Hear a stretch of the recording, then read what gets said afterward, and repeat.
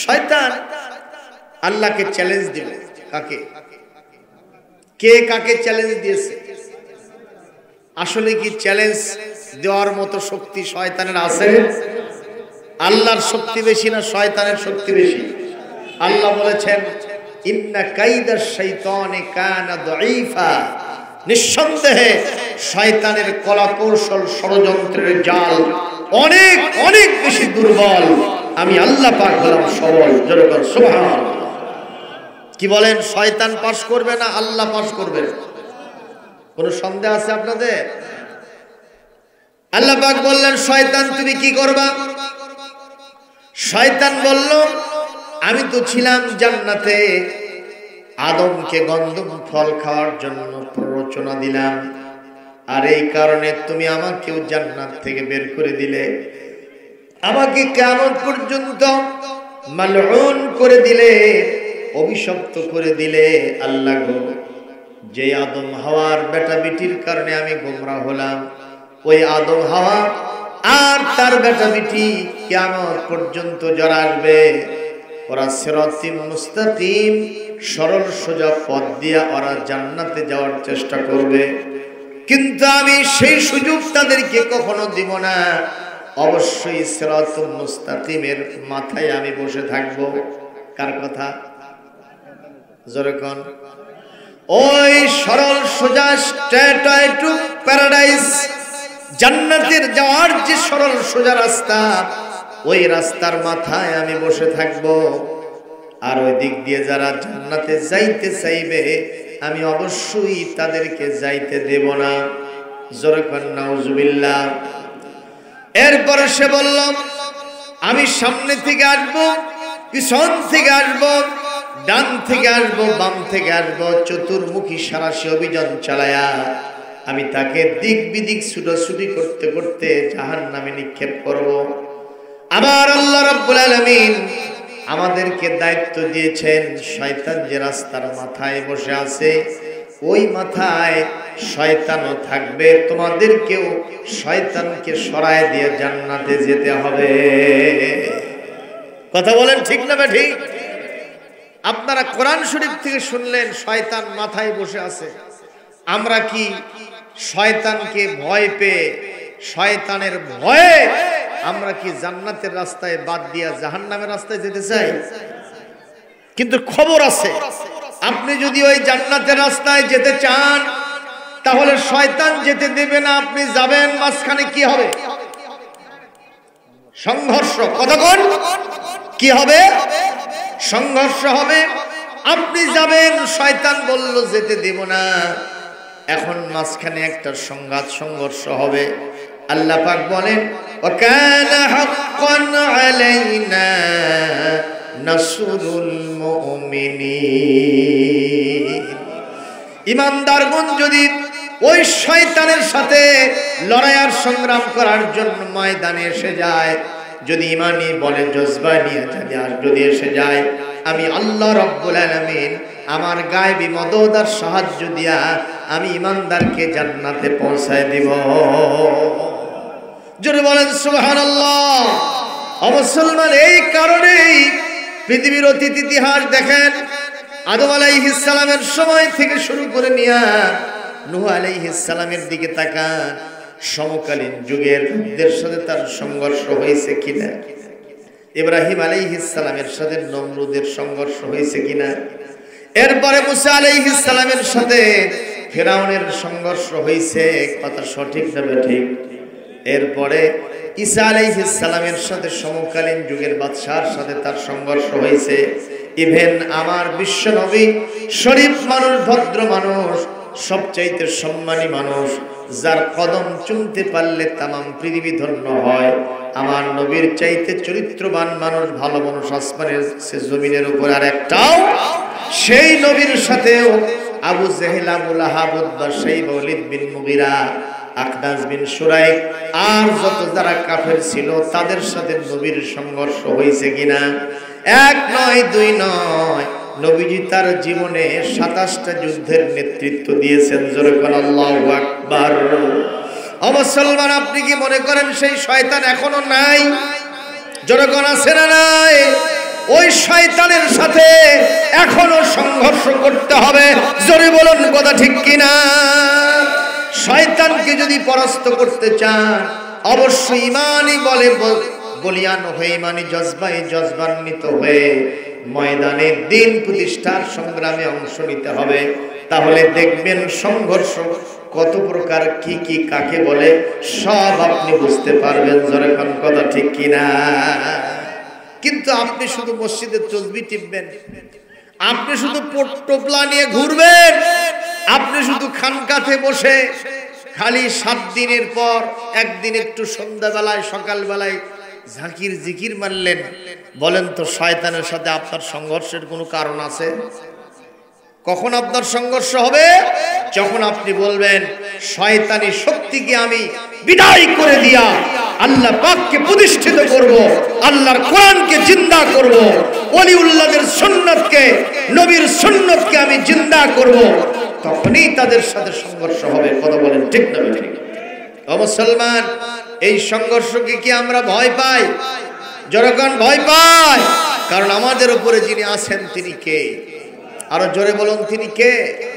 নবী করিম সাল্লাল্লাহু আলাইহি ওয়াসাল্লামের যুগের সহ অতীতের যুগে ওলিয়া উলিয়া যারাই ছিলেন সবার সাথে সংঘর্ষ হয়েছে। আল্লাহ পাক শয়তানকে জিজ্ঞেস করলেন, শয়তান তুমি আর কি কি পদ্ধতিতে আমার বান্দাদেরকে তোমার দলে ভিড়াবা? শয়তান বলল, আমার 1 নম্বর অস্ত্র হলো গান বাজনা। যখন কি ওয়াস্তাফজিস মানিস্তাতা মিনহুম বিসাউতিকা। আল্লাহ পাক কোরআনে কারীম সূরা বনী ইসরাঈলের 64 নম্বর আয়াতের ভিতরে বলে দিয়েছেন, শয়তান মানুষকে তার কণ্ঠস্বরের মাধ্যমে বিভ্রান্ত করে জাহান্নামে নিক্ষেপ করবে। বলেন নাউজুবিল্লাহ। আজকে বাংলাদেশে গান বাজনা আছে না নাই? জোরে কম, আরো জোরে বল। এই এলাকায় অবশ্য হয় না। এই এলাকায় মেলা লাগে, মেলা, সে মেলায় যাত্রা আসে, হাউজি হয়, সেই মেলায় বিভিন্ন ধরনের সার্কাস নামক আসে, কিছু আসে না? আসে না? ওগুলো সার্কাস হয় না, নারীদের দেহ প্রদর্শনী হয়, আর প্যানপ্যানানি সুর দিয়ে গান হয়, বাজনা হয়। ঠিক না বে ঠিক? এই গান বাজনার মাধ্যমে আমাদের যুব সম্প্রদায়ের চরিত্রকে জাহান্নামের দোরগোড়ায় পৌঁছে দেওয়া হয়েছে। ঠিক না বে ঠিক বলেন? আজকে আমাদের দেশে চলচ্চিত্র জগতের কোন শিল্পী, কোন অভিনেতা, কোন অভিনেত্রী যদি আজকের এই ময়দানে আসতো, এখানে জায়গা দেওয়ার কোনো সুযোগ ছিল না। ওপরে চান্দা লাগবে না, নিচে বসার কোনো জায়গা লাগবে না, এরকম কোনো কিছুর আয়োজনের দরকার নাই। খোলা আকাশের নিচে বসবে, ফজর পর্যন্ত হা করে থাকবে, মশা কোন দিক দিয়ে ঢুকলো বাড়ালো ওই টেরও পাবে না। কথা কয় না ভাইজান? ঠিক না ঠিক? তাহলে আমরা কি সেই শয়তানের ওই সমস্ত জিনিসকে ভালোবাসবো না কোরআনকে ভালোবাসবো? যারা কোরআনকে ভালোবাসবেন একটু জোরে সোরে তাকবীর দেন তো। লিল্লাহে তাকবীর। হাত তোলেন, হাত তোলেন, হাত তোলেন, আর হাতটা মুষ্টিবদ্ধ করেন যেটা দিয়ে খুশি মারা যায়। লিল্লাহে তাকবীর, লিল্লাহে তাকবীর। আল কোরআনের আলো সারা দুনিয়ায় জালো। এগলা আওয়াজ দিয়ে আলো জ্বলবে? এটা পানসেমার আওয়াজ হলো। মনে আজকে রমজানের 30 দিন গেল, আগামীকাল ঈদ পুরো হয়ে গেছেন না খেয়ে থেকে। আসলে কি এরকম ব্যাপার? নাকি পোলা নাই, তাবারক নাই, এজন্য মন খারাপ করে বসে আছে? আমি বুঝবো যদি আপনারা জোরে তাকবীর না দেন, অবশ্যই পোলা না থাকার কারণে মন খারাপ করে বসে আছে। একটু জোরে হাত তোলেন তো দেখি, তাকবীর হবে। যেই তাকবীরের আওয়াজে আশেপাশের লোকেরা সব ছুটে আসবে এখানে। লিল্লাহে তাকবীর, নারে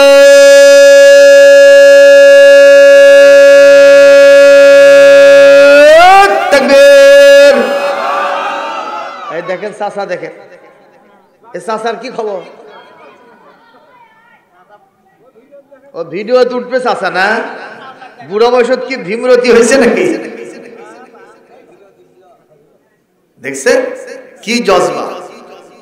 ভাইরা আমার, আমি কি কিছু সময় আলোচনা করব? আচ্ছা, তাহলে শোনেন। আরবে ওই সময়ে এই কোরআন থেকে মানুষকে ফিরানোর জন্য গান বাজনার অ্যারেঞ্জমেন্ট হলো, গান বাজনার আয়োজন হলো। সেই গান বাজনাগুলোকে লোকেরা প্রাধান্য দিয়ে অনেকে কোরআন থেকে ফিরে চলে গেল। আল্লাহ রাব্বুল আলামিন সে আয়াত নাজিল করলেন তাদেরকে গান বাজনা থেকে ফিরায়া কোরআনের পথে নিয়ে আসার জন্য। সূরা লোকমান আয়াত নম্বর 6। কত?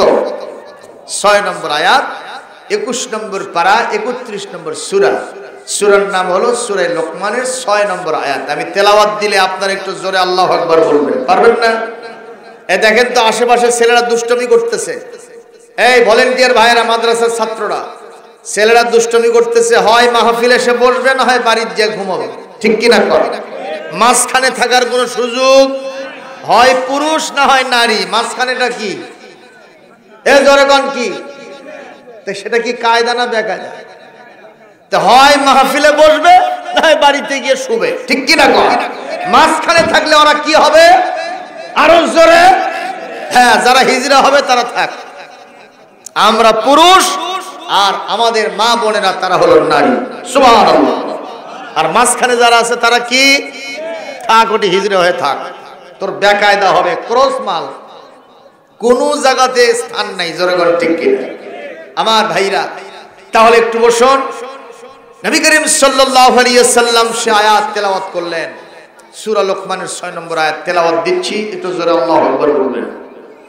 ওমিনান নাসি মান ইয়াশতারি লাহু ওয়াল হাদিসি লিয়ুদিল্লা আন সাবিলিল্লাহ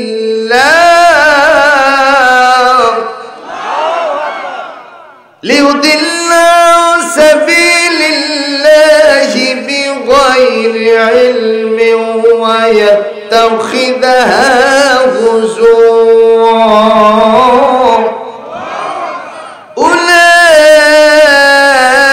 أولئك لهم عذاب مهين।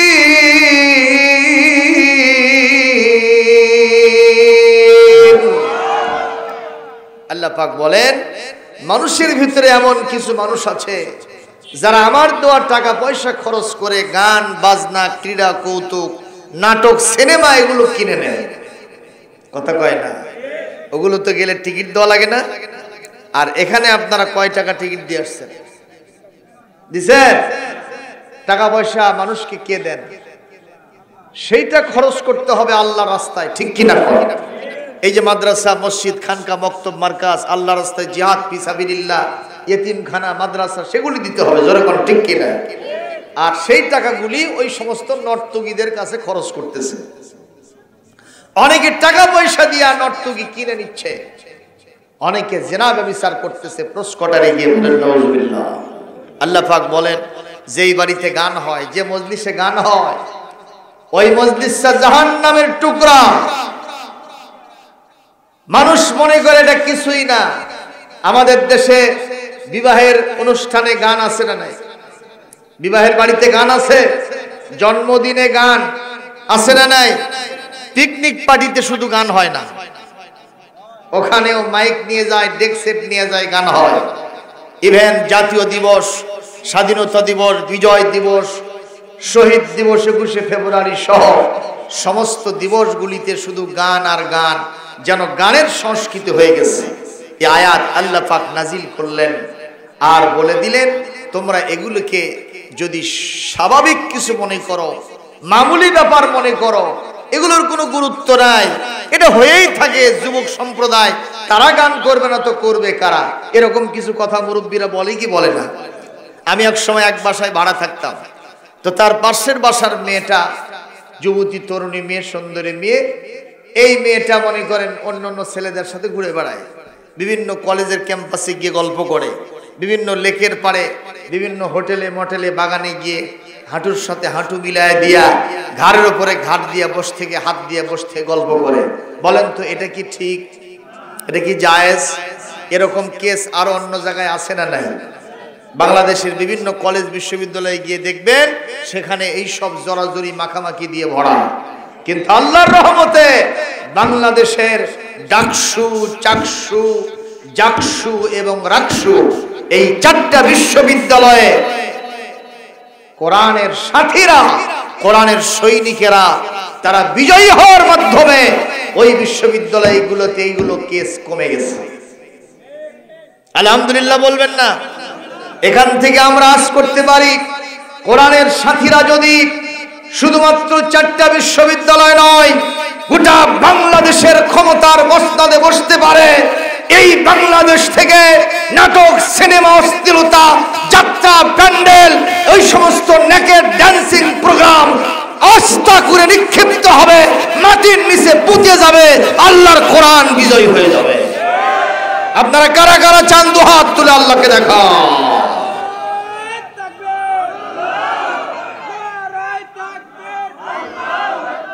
কথা কি সঠিক? জোরে বলুন, কথা সঠিক? মন খারাপ করবেন না। কয়লা দিয়ে ময়লা ধোয়া যায় না। ময়লা যদি ধুইতে চান তাহলে ডিটারজেন্ট, পাউডার, সাবান, সোঁটা লাগবে। কথা ঠিক বলেন? ঠিক কিনা বলেন? তাহলে যে নিজেই ময়লা, যে নিজেই মেয়ে নিয়ে মাতামাতি করে, যে নিজেই মদ খায়, তার দ্বারা কি কখনো ভালো কিছু করা সম্ভব? এই জন্য ভালোর দিকে আমাদের চিন্তা থাকতে হবে। জোরে বলি ইনশাআল্লাহ, আরো জোরে বলি ইনশাআল্লাহ। আমার ভাইরা, আল্লাহ রাব্বুল আলামিন বলেন, ওই যে ঘটনা বলছিলাম, যে মেয়েটা যুবকদের সাথে, বন্ধুদের সাথে মাতামাতি করে, তার মাকে বলা হলো, বাবাকে বলা হলো, তোমার মেয়েকে ঠেকাও, তোমার মেয়েকে দেখভাল করো, বাইরে গিয়ে এই ধরনের ছেলেদের সাথে মাতামাতি করে তোমাদের বংশের মর্যাদা শেষ হয়ে গেল, মান সম্মান নষ্ট হয়ে গেল। ওর মা তখন একদিন বলতেছে, আমার মেয়ের বয়স আছে তাই ছেলেদের সাথে মাতামাতি করে, তোমাদের বয়স আছে তাই তোমরা যাবা। বলেন তো, কথা বলা ঠিক হলো? এটা জোরে বলেন, ঠিক হলো? আমাদের দেশে হাজি গাজি আছে, অনেক মুবাল্লিগ আছে, অনেক হুজুরেরা আছে, তাদের বাড়িতে যখন বিয়ে শাদী হয়, গান বাজনা যখন বাজে, আমরা হুজুররা যখন বলি আপনার বাড়িতে গান বাজে কেন, ওই হুজুর সাহেব, ওই হাব্বওয়ালা জুব্বওয়ালা লোকটা বলে, এরা যুবক মানুষ, ইয়াং জেনারেশন একটু আনন্দ করবেই, এখন তাদেরকে তো ঠেকানো যাবে না। আমি মনে করব, আল্লাহ বলেন, ওয়ায়াত্তাখিযাহা হুজুয়া, যারা এই গান বাজনা গুলোকে খেলতামাশা, মামুলি ব্যাপার, সাধারণ ব্যাপার মনে করে, একটা সামান্য বিষয় মনে করে, আমি আল্লাহ পাক বললাম এটা অবশ্যই সামান্য বিষয় নয়, এটা হলো আমার কাছে অনেক গুরুতর অপরাধ। আমি আল্লাহ রাব্বুল আলামিন এই গান বাজনার কারণে কাল কিয়ামতে তাদের জন্য আযাবুম মুহিন, অপমানজনক শাস্তি জাহান্নাম রেখে দিয়েছি। জোরে বলেন নাউজুবিল্লাহ। মুসলমান, তাহলে বলেন, আজ থেকে কি আমরা গান বাজাবো না ওয়াজ বাজাবো? গান বাজাবো না ইসলামী সঙ্গীত বাজাবো? রাজি আছেন ইনশাআল্লাহ? বলেন, বলেন তো, আল্লাহর নামে, রাসূলের নামে, কোরআনের নামে, ইসলামের নামে গান গাইলে সে গান ভালো হয় না খারাপ হয়? যেরকম ভালো হয় না খারাপ হয়? একজন কবি বলেছে, ওরে ও নওজোয়ান তোমরা তো মুসলমান, ওরে ও নওজোয়ান তোমরা তো মুসলমান, কেন গাও তুমি ভিনদেশীদের গান? ও মুসলমান, তোমাকে গাইতে হবে আল কোরআনের গান। ও মুসলমান, তোমাকে গাইতে হবে আল কোরআনের গান। বলেন না কেন? তোমাকে গাইতে হবে। ওরে ও মুসলমান, তোমরা তো নওজোয়ান, ওরে ও নওজোয়ান তোমরা তো মুসলমান, কেন গাও তোমরা ভিনদেশীদের গান? ও মুসলমান, তোমাকে গাইতে হবে আল কোরআনের গান। বলেন, তোমাকে গাইতে হবে। পহেলা বৈশাখে রমনার বটমূলে, পহেলা বৈশাখে কলেজের ক্যাম্পাসে, কেন গাও তুমি বাউলেরই গান? ও মুসলমান, তোমাকে গাইতে হবে আল কোরআনের গান। ও মুসলমান, তোমাকে গাইতে হবে আল কোরআনের গান। ভালোবাসা দিবসে মনেরই হরষে, ভালোবাসা দিবসে মনেরই হরষে, কেন গাও তুমি পীরিতেরি গান ও মুসলমান তোমাকে গাইতে হবে আল কোরআনের গান। একটু জোরে মারহাবা দিবেন না? আরো জোরে বলেন। কেবল এই চাচার কি হচ্ছে? এই চাচার বাড়ি কোথায়? ও আচ্ছা, যাই হোক, ওনার দিকে তাকালে আমাদের ওয়াজ করাও হবে না, শোনাও হবে না। উনি কোষে ফেলে দিক, ঠিক কিনা? যা পারে করুন। কষ্ট হচ্ছে আপনাদের? ভাইরা আমার, খুব খেয়াল করেন। নবী করিম সাল্লাল্লাহু আলাইহি ওয়াসাল্লাম এই আয়াত তেলাওয়াত করে চিরজীবনের জন্য গান বাজনা নিষিদ্ধ করলেন। মারহাবা কর। হযরত আবু বকর আসলেন, তিনিও গান বাজনা নিষিদ্ধ করলেন। এরপরে ক্ষমতায় আসলেন হযরতে ওমর রাদিয়াল্লাহু তাআলা আনহু। উনি আয়াত মসজিদে নববীতে তেলাওয়াত করলেন।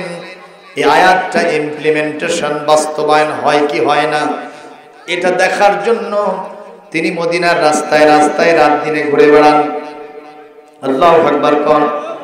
শাসক যদি ওমরের মতো হয়, দেশের ভিতরে শান্তি হবে না অশান্তি হবে।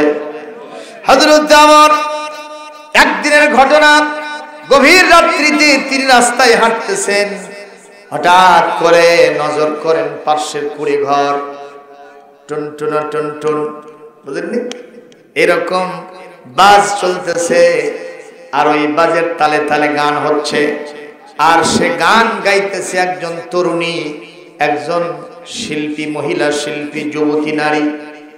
এমন প্রেমের গান, প্রেমের সুরসুরিমূলক গান, তুমি কাছে কি বা দূরে রও, চোখেরই আড়াল হও, মনে রেখো আমিও ছিলাম, এই মন তোমাকে দিলাম। যখন গান আছে না নাই? আসসালামু আলাইকুম বিয়ান সাহ, কেমন আছেন বিয়ান সাহ? বুকে বড় জ্বালা, কথা কয় না?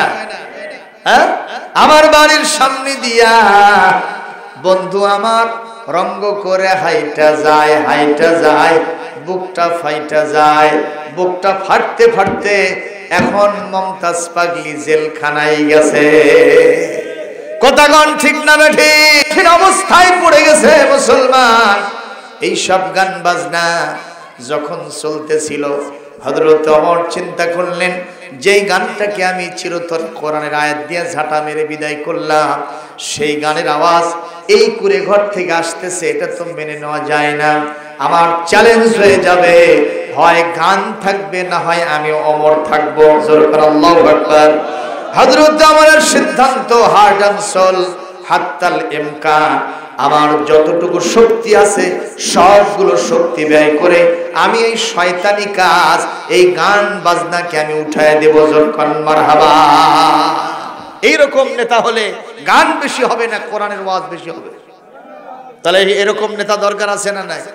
কবিও বলেছে, একটা ওমর এই জামানায় দাও হে মেহেরবান, একটা ওমর এই জামানায় দাও হে মেহেরবান, দিনের তরে অকাতরে, দিনের তরে অকাতরে বিলিয়ে দেবে প্রাণ, একটা ওমর এই জামানায় দাও হে মেহেরবান।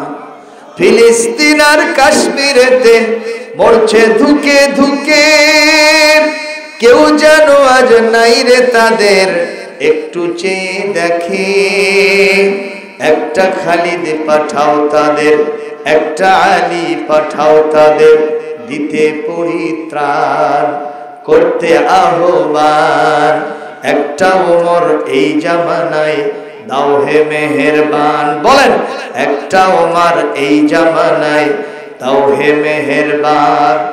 দিনের পথে অকাতরে, দিনের পথে অকাতরে বিলিয়ে দেবে প্রাণ, একটা ওমর এই জামানায় দাও হে মেহেরবান।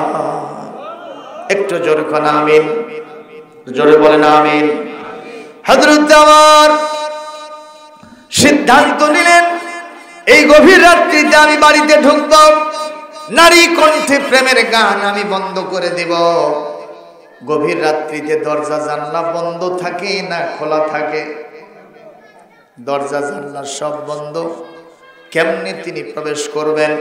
কিন্তু ওনার মনের জজবা হলো কোরআন প্রতিষ্ঠা করব, শয়তানকে আমি বিদায় করে দেব। আল্লাহ তো আগেই বলেছিলেন, আল্লাযীনা জাহাদু ফিনা লানাহদিয়ান্নাহুম সুবুলানা ওয়া ইন্নাল্লাহা লামাআল মুহসিনিন। আল্লাহ রাব্বুল আলামিন সূরা আনকাবুতের শেষ আয়াতের ভিতরে বলেন, যারা আমার রাস্তায় জিহাদ করতে চায়, আমার দ্বীন প্রতিষ্ঠার জন্য, কোরআন প্রতিষ্ঠার জন্য যারা প্রাণান্তকর চেষ্টা চালায়, আমি আল্লাহ রাব্বুল আলামিন তাদের জন্য অনেক রাস্তা খুলে দেই। সুবহানাল্লাহ। আর আমি আল্লাহ পাক অবশ্যই যারা সৎকর্মশীল তাদের সাথে থাকি। জোরে কোন সুবহানাল্লাহ। আবু সালমান হযরত ওমরের সিদ্ধান্ত, আমি গান বিদায় করব, আল্লাহর কোরআনকে প্রতিষ্ঠা করব। উনি জজবানিয়া ওই কুড়ে ঘরের প্রাচীর টপকায়া মহিলার সামনে নাঙ্গা তরবারি নিয়ে হাজিরা দিয়েছেন। মারহাবা কোন মহিলা তখনও গান চালায়। হযরত ওমর বললেন, হ্যাঁ মহিলা, তুমি খামোশ হয়ে যাও, খবরদার ওমরের রাজ্যে তুমি গান গাও, তোমার কত সাহস খুব বেশি দেখতেছি। তুমি কি জানো না, আমি ওমরের সামনে শয়তান পর্যন্ত টিকতে পারে না। যে রাস্তায় আমি হাঁটি সেই রাস্তায় 40 দিন পর্যন্ত শয়তান আসতে পারে না। জোরে বল মারহাবা। সেই ওমর যখন মহিলার সামনে হাজির, মহিলা তখন বলতেছে, ওমর গান বন্ধ করতে হবে কেন? বলে, তুমি কি জানো না এই গানটা হলো কোরআন বিরোধী গান, ইসলাম বিরোধী গান, নবী রাসূল বিরোধী গান, আল্লাহ বিরোধী গান, শয়তানের পক্ষের গান। কেন তুমি গাও? জবাব না দিলে আমি তোমাকে ছাড়ব না। মহিলা বলতেছে, ওমর খামোশ হয়ে যান, এই রাত্রিতে আমি যদি গান গেয়ে অপরাধ করে থাকি তাহলে আমার অপরাধ হয়েছে মাত্র একটা, আর এই রাত্রিতে আমার বাড়িতে প্রবেশ করে আপনি অপরাধ করেছেন 4টা। জোরে কোন কয়টা? আরো জোরে। জোর হলো না? মহিলার অপরাধ কয়টা আর ওমরের অপরাধ কয়টা? আরো জোরে কর। তাহলে বড় অপরাধী কি মহিলা হলো না ওমর হলো? যেই বলছে ওমর আমি করেছি একটা অপরাধ আর আপনি করেছেন 4টা অপরাধ, কেন করলেন? জবাব না দিলে আমি আপনাকেও ছাড়ব না। সঙ্গে সঙ্গে হযরত ওমর হিমশীতল হয়ে গেছে, তিনি যেন আকাশ থেকে পড়ে গেছেন, পায়ের তলা থেকে যেন মাটি খসে যেতেছে। কিছুক্ষণ পূর্বে ওমরের হাতে ছিল ডান্ডা, এখন ওমর হয়ে গেছেন ঠান্ডা। জনগণ ঠিক কিনা? ছিলেন তিনি গরম, এখন হয়ে গেছেন নরম। মা, সত্যি কি আমি 4টা অপরাধ করেছি? একটু জবাব দাও না। বলছে, অবশ্যই আপনি 4টা অপরাধ করেছেন। আমি আমনি বলবো না, কোরআন হাদিসের দলিল দিয়ে বলবো। মারহাবা কম। কয়টা অপরাধ?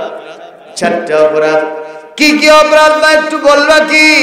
বলে, আপনার 1 নম্বর অপরাধ হলো কোরআনে কারীম সূরা নূরের 27 নম্বর আয়াতের বিধান লঙ্ঘন করেছেন।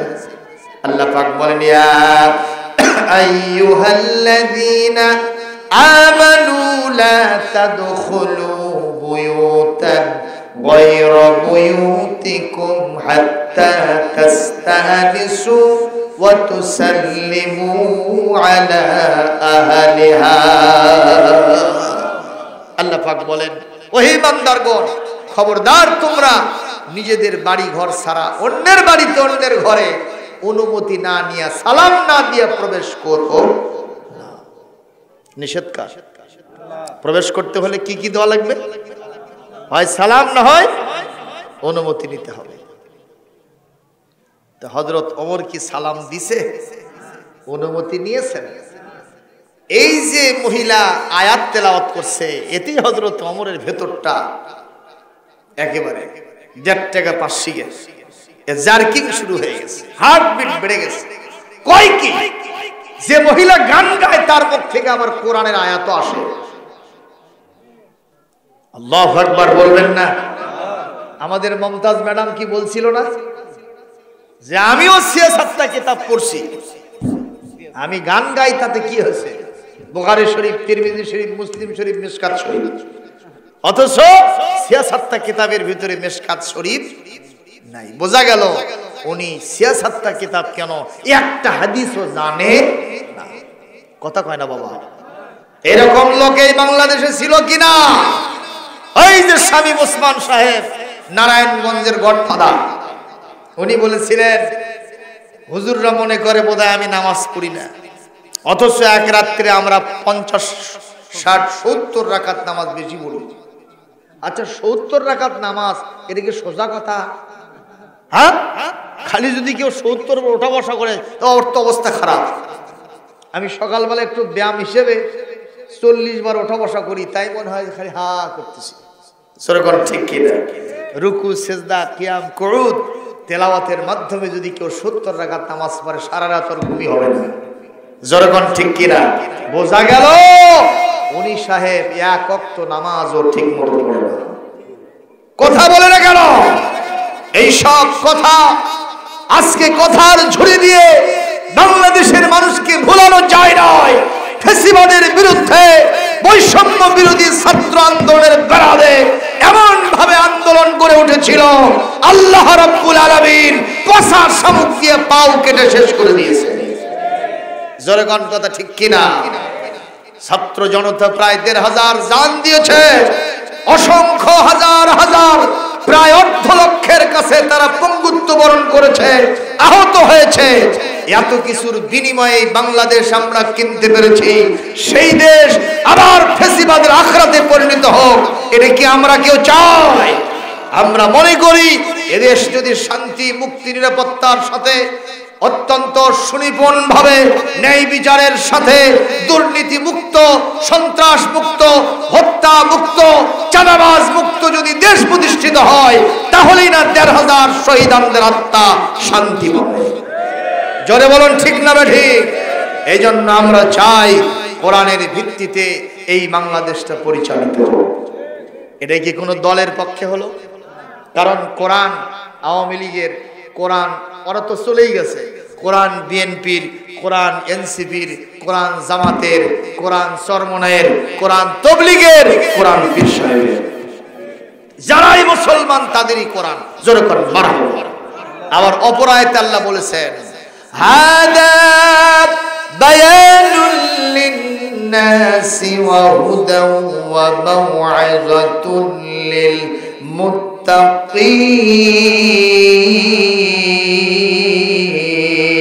মুত্তাকিন। আরো জোরে কোন আল্লাহ রাব্বুল আলামিন মানে এই কোরআনে কারীম, এটা হলো পৃথিবীর সব মানুষের জন্য বায়ান, এটা হলো বর্ণনা, এটা সুন্দর একটা দিক নির্দেশনা, এটা হুদান, এটা হলো পথ নির্দেশনা, ওয়া মাউইযাতুন, আর এটা হলো উপদেশ গ্রন্থ। উপদেশ গ্রন্থ এটা হলো সবচাইতে বড় ওয়াজের কিতাব লিল মুত্তাকিন, তামাম পৃথিবীতে যারা আমাকে ভয় করে সেই সব মানুষের জন্য এই কোরআনটা হলো বর্ণনা, সব মানুষের জন্য।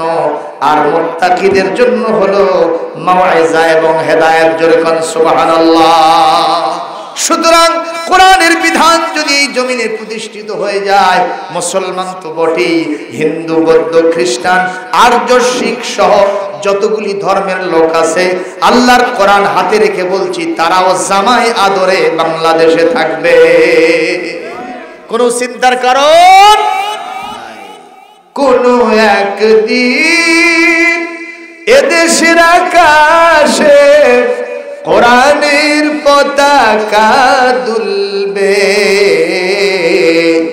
সেদিন সবাই খোদাই বিধান পেয়ে দুঃখ বেদনা ভুলবে। জোরে কোন সুবহানাল্লাহ।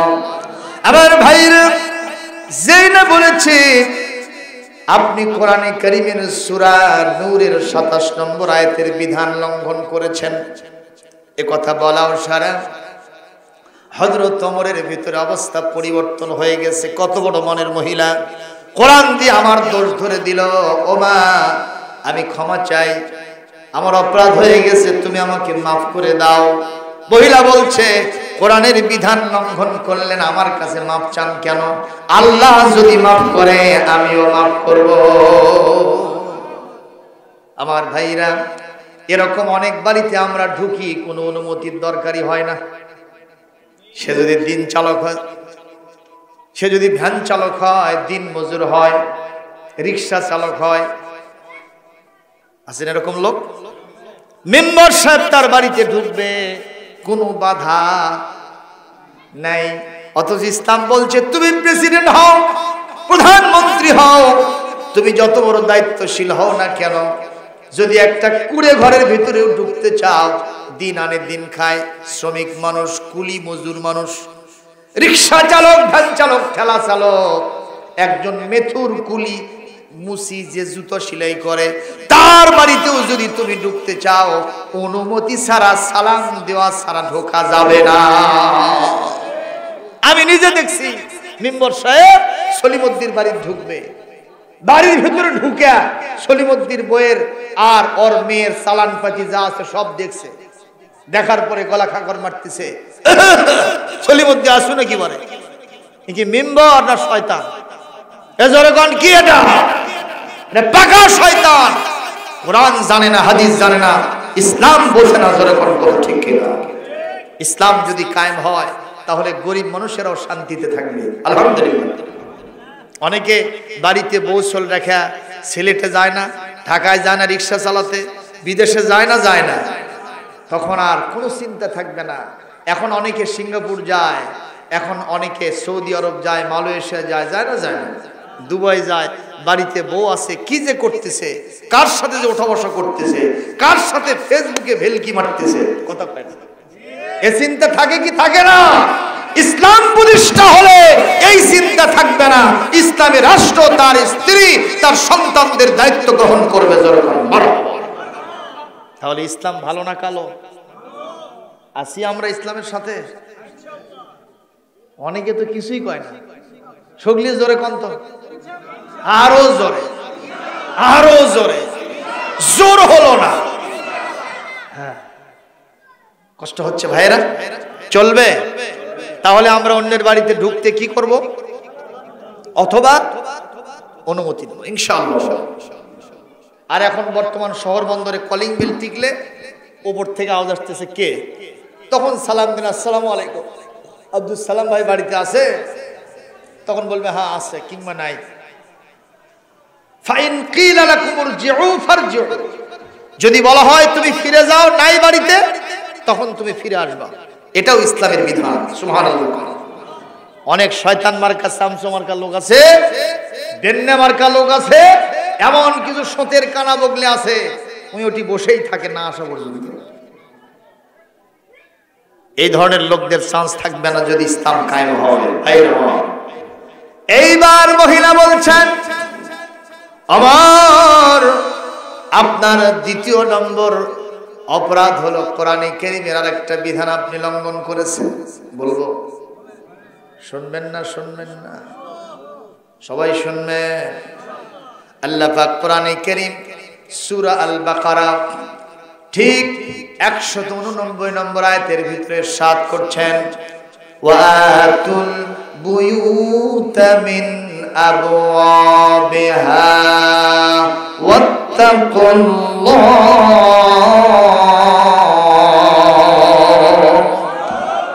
আল্লাহ রাব্বুল আলামিন বলেন, তোমরা যদি আল্লাহকে ভয় করো, যদি কোনো বাড়িতে ঢুকতে চাও, ওই বাড়ির সদর গেট দিয়ে ঢোকো। কোন দিক দিয়ে? সদর দরজা দিয়ে ঢুকো। কখনো প্রাচীর টপকায় ঢুক না, শীত কেটে ঢুকো না, অন্য কোনো ফাঁক ফোকর দিয়ে ঢুকো না, তাহলে তুমি সয়করার ভালো মানুষ হবা। শীতকালে ঢুকলে তাকে কি কয়? প্রাচীর টপকায় ঢুকলে তাকে ডাকাত কয়। কথা কয় না কেন? এ মুসলমান, আল্লাহ পাক বলেন বাড়িতে যদি ঢুকতে চাও তাহলে মূল দরজা দিয়ে ঢোকো। আর আমি বাড়ির মালিক, কুড়ে ঘরের মালিক এক মহিলা, আপনি আমার বাড়িতে ঢুকছেন, বলেন তো আপনি কি দরজা দিয়ে ঢুকছেন না প্রাচীর টপকায় ঢুকছেন? যখন উনি কোন দিক দিয়ে ঢুকলেন? এটা ওমরের অপরাধ হয়েছে কিনা? মহিলা বলছে, এই অপরাধ আপনি কেন করলেন?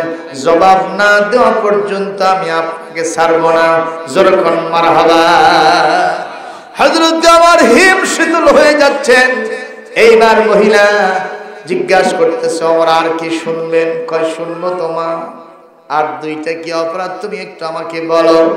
সঙ্গে সঙ্গে মহিলা বলছে, ওমর আপনার 3 নম্বর অপরাধ হলো কোরআন কারীমের আরেকটা বিধান আপনি লঙ্ঘন করেছেন। এই কোরআনের সূরা হুজুরাত এটা 26 নম্বর পারা, আয়াত নম্বর হলো 11, 12 নম্বর আয়াত, 12 নম্বর আয়াতের বিধান লঙ্ঘন করেছেন। আল্লাহ রাব্বুল আলামিন বলেন, ইয়া আইয়ুহাল্লাযীনা আমানু জুতানিবু কাসীরাম মিনাজ-যন্নি ইন্না বা'দাজ-যন্নি ইসমু ওয়া লা তাজাসসু ওয়া লা ইয়াগতাব বা'দুকুম বা'দা। একটু জোরে হবে। আচ্ছা, যে মহিলা কোরআন দিয়ে ওমরকে ধরে ফেলছে, কোরআনের জামরিয়া দিয়ে ধরছে, এই মহিলার জন্য একটা মারহাবা হবে না? আরো জোরে হয় না? লিল্লাহি তাকবীর, নারায়ে তাকবীর। আল কোরআনের আলো না সংসদ জ্বালেন বারে, ঘরে ঘরে জেলে জেলে কাম ছাড়া। এবার সুযোগ আছে সংসদে জ্বালানো, কথা বল। সুযোগ সবসময় আসে ভাই, সব সময় আসে। সময়ের 1 ফোর, অসময়ের 10 কে 1000 ফোর হলেও কাম হয় না। This is the moment for us. আমাদের জন্য এটা একটা বড় সুযোগ, কোরআনের আলোটাকে সংসদে জ্বালানো। জোরে করেন আমিন। আচ্ছা, আগের দিনে একটু কথা শোনেন আপনারা। এই ভলেন্টিয়ার বাবা, দেখো তারা, দেখো ছেলেটা দেখো এখানে গন্ডগোল করতেছে কেন? আশ্চর্য ব্যাপার। মা বোনেরা আছে এখানে? আচ্ছা, আপনারা কথা বলেন তো, আগের দিনে যখন এই যে কারেন্ট ছিল না, তখন রাতের বেলায় আপনারা ভাত খাইতেন কি জ্বালায়? বাতি, তেলের বাতি, তাই না? কিংবা হারিকেন। আচ্ছা, 8-10 জন ভাত খাইতে বসছেন, 8-10 জন। আমরাও বসতাম। আমরা 6 ভাই 2 বোন। আমার মা ভাত দিত, আমরা চতুর্দিকে গোল হয়ে বসতাম। আব্বাও আছেন, আবার কিষান ছোট ছোট বাচ্চারা তারা আছে। তো এখন এই বাতির আলো সব জায়গায় যাচ্ছে না, কারো পাতে অন্ধকার হচ্ছে, হয় না এরকম? তো তখন আমার আম্মা করলো কি, একটা জিনিস নিয়ে এসে তারই উপরে বাতিটা রাখলো। বলেন তো ওই জিনিসের নাম কি? তাহলে আপনাদের সাথে আমার মিল আছে। কেউ কয় সিপা, হ্যাঁ, কেউ কয় সেরাকদান। আসলটা হলো সেরাকদান, আর গ্রাম বাংলায় বলে গসা। এই গসার উপরে যখন বাতিটা রাখছে, আলো সবার কাছে গেছে না যায়নি? জোরে কর। তাহলে এই কোরআন হলো নূর, আলো। সুবহানাল্লাহ কও, আর জোরে কর সুবহানাল্লাহ। আল্লাহ রাব্বুল আলামিন বলেন, قد جاءكم من الله نور وكتاب مبين। সূরা মায়দার 15 নম্বর আয়াতে আল্লাহ পাক বলেন, তোমাদের নিকটে আল্লাহর পক্ষ থেকে একটা নূর, স্পষ্ট কিতাব আসছে, যার নাম কি? তাহলে বোঝা গেল কোরআন একটা নূর, আলো। এটা সেরাক, একটা বাতি। এই বাতির আলো সব জায়গায় যায় না, আদালতে যায় না, ব্যবসাতে যায় না, কৃষিকাজে যায় না, আছে না নাই? এটা কখনো ব্যবসা বাণিজ্যে যায় না, বিভিন্ন রাস্তাঘাটে যায় না, প্রত্যেক বাড়িতে যায় না। এখন এই সেরাক, এই বাতি, এই আলোকে একটা গসার উপরে রাখতে হবে। আপনারা একটু আস্তে করে জবাব দেন, সেই গসার নাম কি? আপনারা শিক্ষিত শ্রোতা, মারহাবা বলেন, আরো জোরে করে আল্লাহু আকবার। অনেকে বলেন কোরআন কেন সংসদে নিতে হবে? সংবিধান তো আছেই, 72 সালে তৈরি করা সংবিধান। আমরা তখন জবাব দিব, 72 সালের সংবিধান দিয়া দেশটা রসাতলে চলে গেছে। কথা কোন ঠিক না বেঠিক? সুতরাং বস্তা পচা ওই সংবিধান দরকার নাই, একটা দেখা বাকি আছে, যার নাম আল কোরআন। জোরে কোন কথা ঠিক না ঠিক?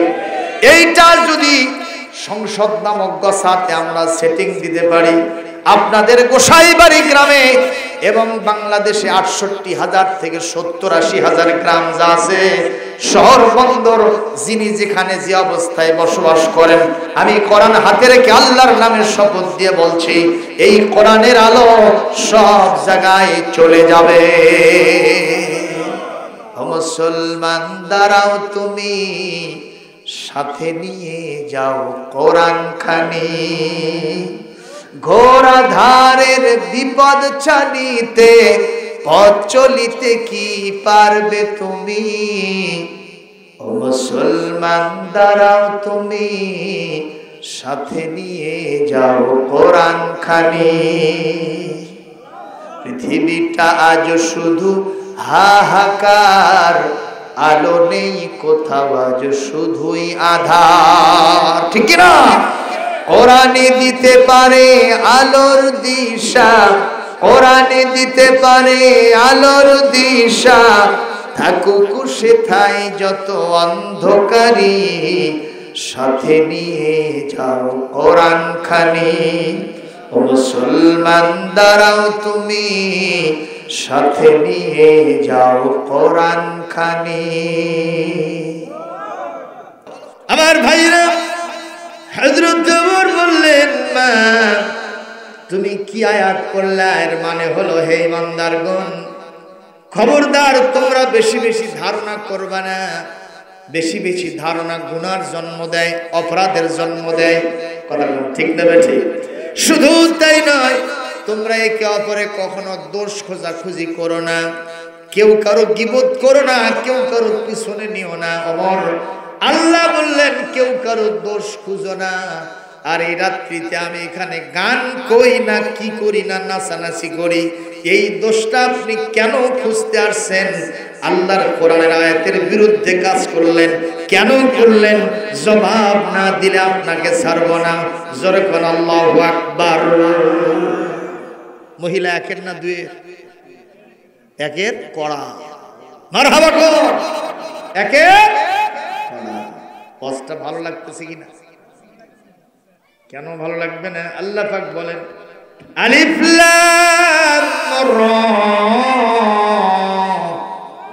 কিতাবুন আনজালনাহু ইলাইকা লিতুখরিজান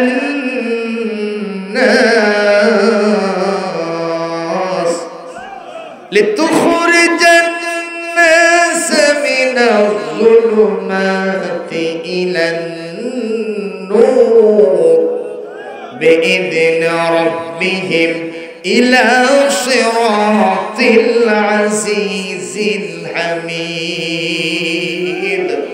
আল্লাহ রাব্বুল আলামিন বলেন, this is the holy book, Al-Quranul Karim, you have sent down to you in order that you may bring forth mankind from darkness to light, to the way of Almighty of all praised Allah subhanahu wa ta'ala.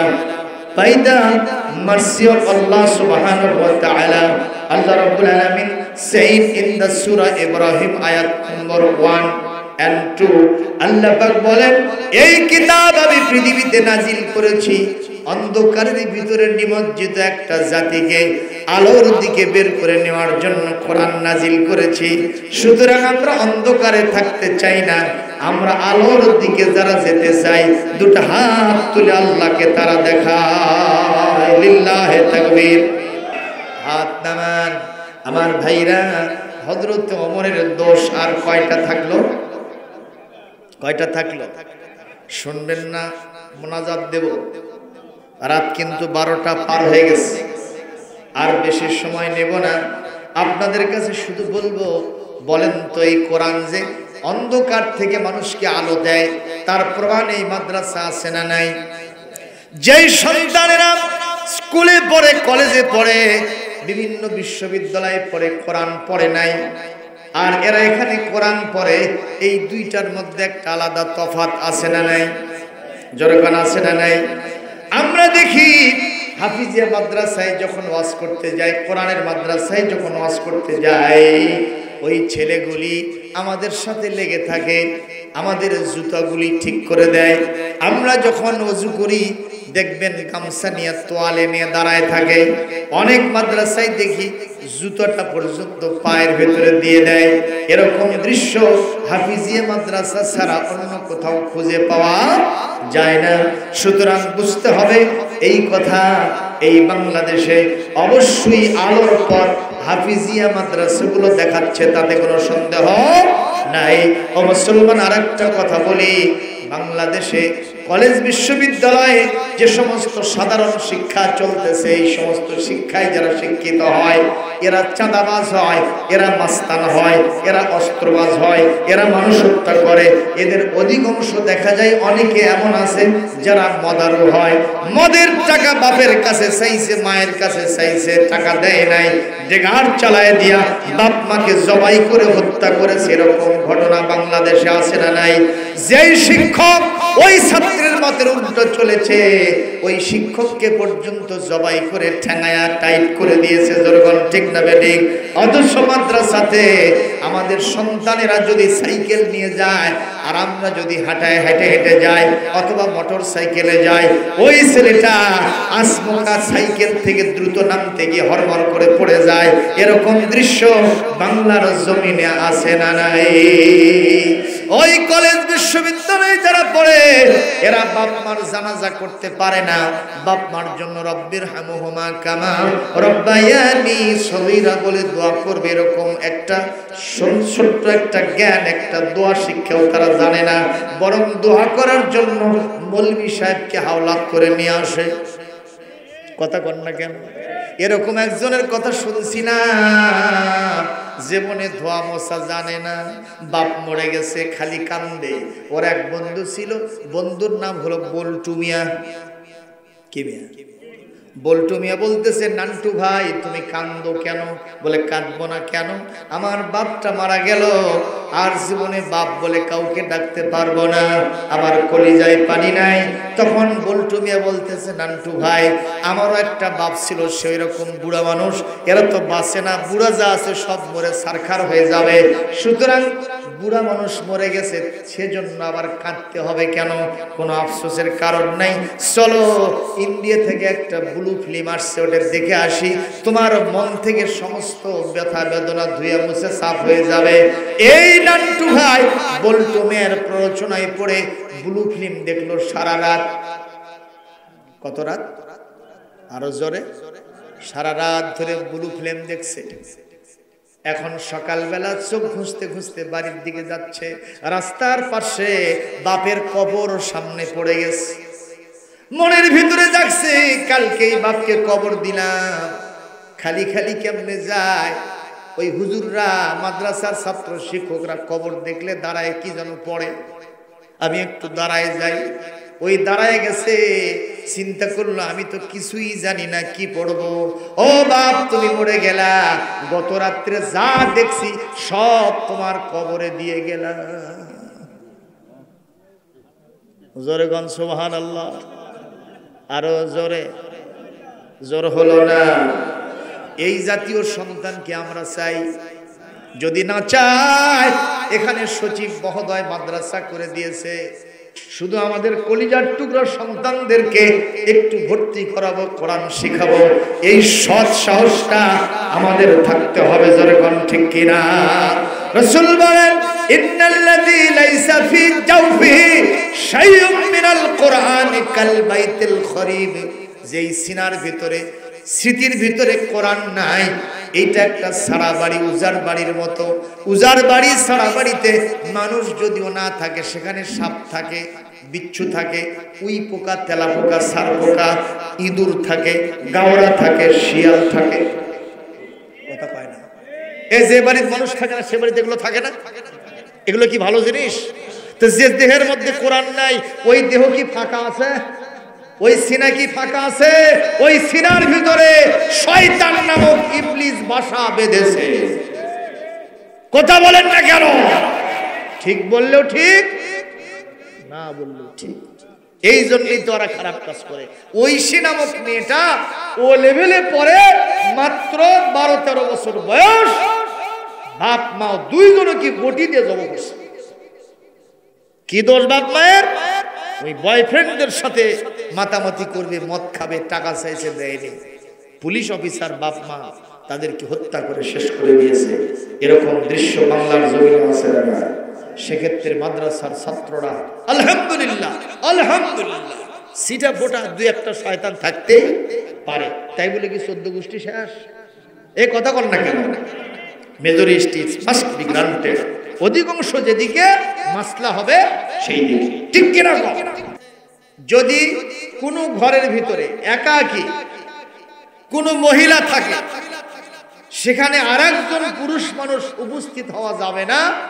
বেগানা পুরুষ যদি উপস্থিত হয়, স্বামী পিতা মাতা ছাড়া, আপন ভাই ছাড়া যদি কেউ অন্য লোক উপস্থিত হয়, একজন যুবতী মহিলার সামনে নিভৃতে নির্জনে একেবারে নিরালয় যদি উপস্থিত হয়, সেখানে আরেকজন থাকে, যার নাম হলো মিস্টার ইবলিশ শয়তান। কথা কোন না কেন? তা আমি এই ঘরের একজন, পুরে ঘরের একজন মহিলা মানুষ, আমার স্বামী নাই, আমি একা একা আছি, বাড়িতে আর কেউ নাই। আপনি গভীর রাত্রিতে আমার বাড়িতে আসছেন, বলেন তো আমার আর আপনার মাঝে একজন আছে, তার নাম কি? তা আপনি এই কামটা কেন করলেন? জবাব না দেওয়া পর্যন্ত আপনার ছাড়বো না। জোরে করে মারহাবা, জোরে করে আল্লাহু আকবার। এরকম নিরালায় নির্জনে, এরকম একাকিত্বে আমাদের দেশের মহিলারা থাকে কি থাকে না? ঘাড়ের উপরে হাত দেয়, হাঁটুর সাথে হাঁটু মিলায়, আর দুইজনে মিটমিট করে কি যেন গান গায়। এবং ঢাকা বিশ্ববিদ্যালয়ের টিএসসি ছাত্র শিক্ষক মিলনায়তনের পাশে এমন একটা জায়গা আছে, আমি নিজে থেকে আসছি, ছেলে এবং মেয়ে একেবারে লিভ টুগেদার, বিবাহ বহির্ভূত অবস্থায় জোরাজোরি মাখামাখি চলতেছে। আমার মনে হয় বাংলাদেশে যদি কোরআন কায়েম হয়, ওদের এক একজনের ফাঁসি হতে পারে, যাবজ্জীবন জেল হতে পারে। কথা কোন ঠিক কিনা? কারণ ইসলাম এটাকে কখনো সাপোর্ট দিতে পারে না। বগুড়া আজিজুল হক কলেজে যাবেন, খোকন পার্কে যাবেন, এডওয়ার্ড পার্কে যাবেন, এই যে আরেকটা আছে মহাস্থান, কি নাম ওটার? জোরে কোন কি নাম? এই মমইনে আমি দেখে আসলাম, সেখানে এরকম কিছু পার্ক তৈরি করে দেওয়া হয়েছে, সেখানে ওই জোরাজুরি মাখামাখি চলতেছে। হোসনে আরা সাহেবকে বলবো, আপনি অনেক কিছু করেছেন, মাদ্রাসা করেছেন, মসজিদ করেছেন, আবার মহিলা সবুজ সংঘ করেছেন, অনেক কিছু করেছেন। পাশাপাশি আপনি মমইন করে ওখানে জেনার রাস্তা খুলে দিয়েছেন, মনে করতেছেন এখানে গুনাহ হবে আর ওখানে সওয়াব হবে। এই দুইটার মাধ্যমে এরকম প্রতিযোগিতা করতে করতে সওয়াব বেশি হবে, আমি আস্তে করে জান্নাতে চলে যাব। আপনারা বলেন, একই পাত্রের মধ্যে মদ আর দুধ কি রাখা যাবে? যেরকম যাবে। এক জাম দুধের ভিতরে যদি সামান্য একটু চানা দেন, ওই দুধ কি পবিত্র থাকবে? ওখান থেকে এক গ্লাস খাওয়া যাবে? যাবে না। ঠিক অনুরূপ ভাবে আমার এই দেশের কথা আমি বলবো, এদেশে কোরআনের চর্চা হয়, মসজিদ মাদ্রাসা খানকা মক্তব দিয়ে ভরা এই দেশ, আজানের ধ্বনির মাধ্যমে ফজরের আজান দিয়ে আমরা ঘুম ভাঙি, জোরে কোন ঠিক ঠিক। সেই দেশে রোজকটার চালু করা, সিনেমা হলগুলি চালু করা, এবং নাটক সিনেমা, নারীদের বেলেল্লাপনা, নারীদের বেহায়াপনা, জোরাজুরি মাখামাখি, বাকবাকম, এগুলো বাংলাদেশে চলতে দেওয়া হবে না ইনশাআল্লাহ। কোরআনের বিধান প্রতিষ্ঠার মাধ্যমে সৎ কাজগুলি চালু করা হবে, আর অসৎ কাজগুলি, বেলেল্লাপনাগুলি মাটির নিচে পুঁতে ফেলা হবে ইনশাআল্লাহ। আপনারা কি চান? সর্বশেষ হাত তুলে দেখেন, সর্বশেষ হাত তুলে দেখেন। আর একটু স্লোগান দিতে হবে, লিল্লাহে তাকবীর, নারায়ে তাকবীর, নারায়ে তাকবীর। আল কোরআনের আলো সংসদে জালো, নারায়ে তাকবীর। আল্লাযীনা ইম্মাক্কান্নাহুম ফিল আরদি আকামুস সালাহ ওয়া আতাউজ যাকাত ওয়া আমারু বিল মা'রুফি ওয়া নাহাউ আনিল মুনকার ওয়া লিল্লাহি আকিবাতুল উমুর।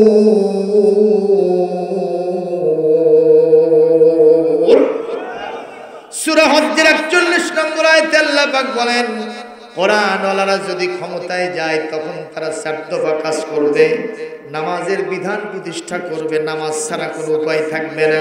সুবহানাল্লাহ। 7 বছর বয়স থেকেই নামাজ পড়া শুরু হয়ে যাবে, কোনো বেনামাজি ওষুধের পয়াম করার জন্য খুঁজে পাওয়া যাবে না। আলহামদুলিল্লাহ। 2 নম্বর, যাকাত ভিত্তিক অর্থ ব্যবস্থা প্রতিষ্ঠা করবে, যেখানে কোনো মন্দাভাব থাকবে না, শুধু লাভ আর লাভ হবে। আলহামদুলিল্লাহ জোরে বলেন। কোনো গরিব মানুষ যাকাত নেওয়ার জন্য খুঁজে পাওয়া যাবে না, এমন একটা পরিবেশের সৃষ্টি হয়ে যাবে। আর 3 নম্বর, যাবতীয় সৎ কাজ ভালো কাজ ধারা চালু হয়ে যাবে। আর 4 নম্বর, যাবতীয় খারাপ কাজগুলি জমিন থেকে বিদায় করে দেওয়া হবে। এই রকম দৃশ্যের অবতারণা যদি হয়, আমার দেশে আল্লাহর রহমত অবারিত হস্তে নাজিল হবে। যেরকম এমন যদি হতো, আমার দেশের খলিফা হতো ওমরেরই মতো, হতো আবু বকরের মতো, প্রজার দুঃখে তাদের চোখে আসতো না রে ঘুম, দেশের ভিতর পড়ে যেত শান্তি সুখের ধুম, ধনী গরিব ভালোবাসার জীবন ফিরে পেত, যদি আমার শাসক হতো ওমরেরই মতো। জনগণের খোঁজ খবর নিত রাত দুপুরে, ঘুরে ঘুরে দেখতো কি কেউ আছে অনাহারে, আমার দেশের মা বোনেরা লাঞ্ছিতা হতো না, আমার দেশের কৃষক শ্রমিক বঞ্চিত হতো না, ধনী গরিব ভুখা নাঙা নাহি পাওয়া যেত, যদি আমার খলিফা হতো ওমরেরই মতো। জোরে বলি আমিন। আমার ভাইরা, সেটা হলো এই আমাদের মেয়েরা আছে না নাই, বড় বড় মেয়েরা, বালেগা মেয়েরা কলেজ ইউনিভার্সিটিতে মাদ্রাসায় পড়ে, এই মেয়েদেরকে কখনো বয়ফ্রেন্ডদের সাথে ওঠা বসা করতে দিবেন না। আপনার বাড়িতে আপনার যারা ভাই ব্রাদার আছে, আত্মীয় স্বজন আছে, ওই মেয়েটার চাচাতো ভাই, ফুফাতো ভাই, খালাতো ভাই, মামাতো ভাই আছেন এরকম, তাদের সাথে তাকে ওঠা বসা করতে দেবেন না। হ্যাঁ দেখছেন? তাহলে বিয়ে দিবি কেমনে? আরে বিয়ে তো জায়েজ, বিবাহ তো হয়ে গেলে তখন তো জায়েজ, কিন্তু বিবাহ বহির্ভূত, বুঝলেন নাই? বিবাহ বহির্ভূত অবৈধ ওঠা বসা একসাথে কখনো চলবে না। তার ক্লাস ফ্রেন্ডকে ডেকে নিয়ে আসছে, বসে থেকে গল্প করতেছে, আপনি কিছুই মনে করতেছেন না, এখানে শয়তান নাজিল হবে, আপনার সংসারের উপরে গজব নাজিল হবে। যেরকম ঠিক নেবে ঠিক, এগুলি আমরা খেয়াল রাখবো। আপনাদের মনের একটা প্রশ্ন হতে পারে যে হযরত ওমরের মতো একটা ব্যক্তি 4টা অপরাধ কেন করলো, কিভাবে করলো? এই জবাব আপনি না দিলে উঠতে দেব না। এই কথা বল না কেন? ওমরকে রাসূল বলছেন না ইসলামের 2 নম্বর খলিফা, উনি জান্নাতে যাবে কত নম্বরে? আবু বকরের পরেই 2 নম্বরে জান্নাতে যাবে, আকাশের নক্ষত্রের সমান তার নেকি আছে। সুবহানাল্লাহ। সেই ওমর কেমনে এই অপরাধগুলি সংগঠিত করতে পারে? এটা একটা প্রশ্নের বিষয়, আশ্চর্যের বিষয়। হ্যাঁ, আপনাদের জট খুলে যাবে, প্রশ্নের জবাব হয়ে যাবে। সেটা হলো এই, পুলিশ যদি আসামি ধরতে আসে, পুলিশ এসে আসামির বাড়ির সামনে আসামিকে সালাম দিয়ে বলবে, ও চোর ভাই, দরজাটা খুলে দাও, আমি তোমাকে ধরবো। এ কথা বললে আসামি থাকবে? কথা কর, থাকবে না। তো হযরত ওমর আসছেন ওখানে আসামি ধরতে, কথা কর না কেন? উনি যদি সালাম দেন, উনি যদি ওখানে অনুমতি চান, তাহলে তো ওই মহিলা গান তো বন্ধ করে দেবে, তাকে মালে জালে ধরা যাবে না, এভিডেন্স প্রমাণ সহ ধরা যাবে না, তার বিচার করা যাবে না। ঠিক না ঠিক? এই জন্য তিনি এই কাজগুলি করেছেন, এতে তার কোনো অপরাধ হয় নাই। তাহলে মহিলা অপরাধগুলো তাকে দিল কেন? বলে সেই সমাজটা ছিল কোরআনের সমাজ, যা কিছু হতো সব কোরআন দিয়ে হতো। সুবহানাল্লাহ। কোরআন দিয়ে হতো, কোরআনের চর্চা সব জায়গায় যখন শুরু হবে, তখন দলিল ছাড়া মানুষ কোনো কথা বলবে না। এটাই এখান থেকে বরং। তবে এখান থেকে আমরা যা যা পাইলাম এগুলো ব্যক্তিগতভাবে সামাজিকভাবে আমাদের প্রত্যেককে আমলের ভিতরে নিয়ে আসতে হবে।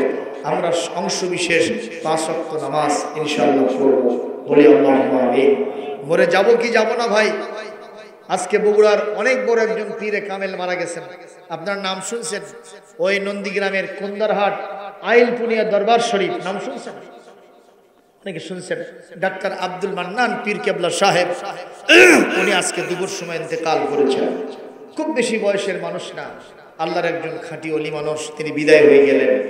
আজকে তার মৃত্যু থেকে আমরা শিক্ষা নেব। ইভেন আমাদের বিশ্বনবী মাত্র 63 বছর জিন্দিগিতে আল্লাহ পাক তাকে জমিন থেকে নিয়ে গেছেন।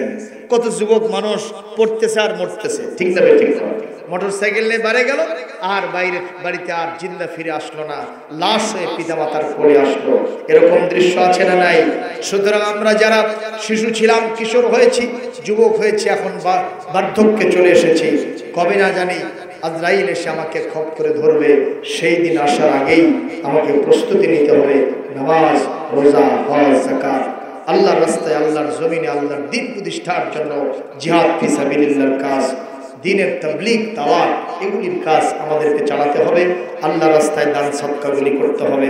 পরিবারের মা বোনেরা যারা আছেন, মাহফিলে যারা আসছেন, 5 ওয়াক্ত নামাজ পড়বেন, রমজান শরীফের রোজা রাখবেন, বাড়িতে পর্দার সাথে থাকবেন, জিনা ব্যভিচার করবেন না, সব সময় স্বামীর খেদমত করবেন, বৈধ কাজের স্বামীর আনুগত্য করবেন। আল্লাহর জান্নাতের 8টি দরওয়াজা আল্লাহ আপনাদের জন্য খুলে দিবে। সুবহানাল্লাহ।